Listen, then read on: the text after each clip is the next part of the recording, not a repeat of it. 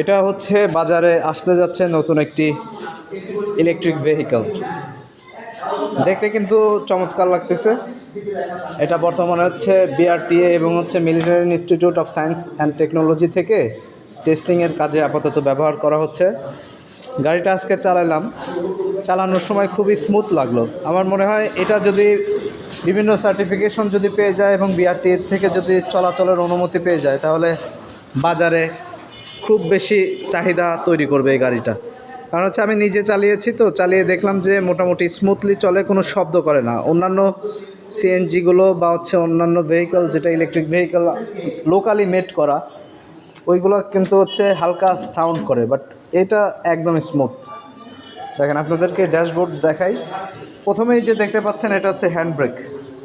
আপনার যে গাড়িটা সাপোজ এখন পার্কিংয়ে আছে, আপনি সুন্দর করে হ্যান্ড ব্রেকটা উপর দিকে দিয়ে রাখবেন, যেমন আমাদের প্রাইভেট কারের অপশন থাকে।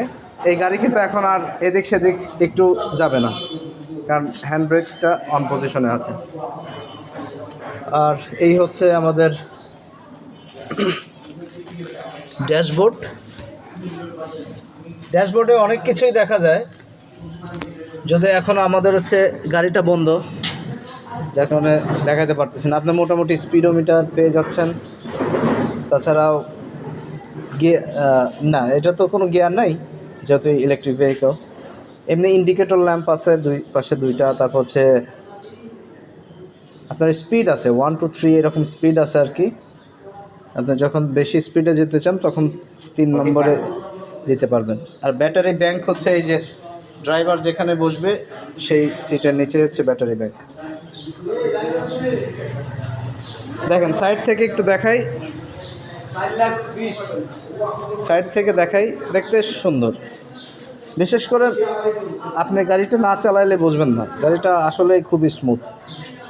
আপাতত গাড়িটার দাম নির্ধারণ করা হয়েছে 4,05,000 টাকা। হয়তো যদি মাস লেভেলে যদি আরও প্রোডাকশন করে সেক্ষেত্রে দাম আর একটু কমতে পারে বা বাড়তেও পারে, সেটা চাহিদার উপর ডিপেন্ড করবে। সো আপনারা সবাই মতামত দিবেন যে গাড়িটা আসলে বাজারে আনলে কতটুকু কি হবে বা চাহিদা থাকবে কিনা, দামের সাথে সামঞ্জস্যপূর্ণ হবে কিনা সেগুলো জানাবেন। ওকে, আল্লাহ হাফেজ।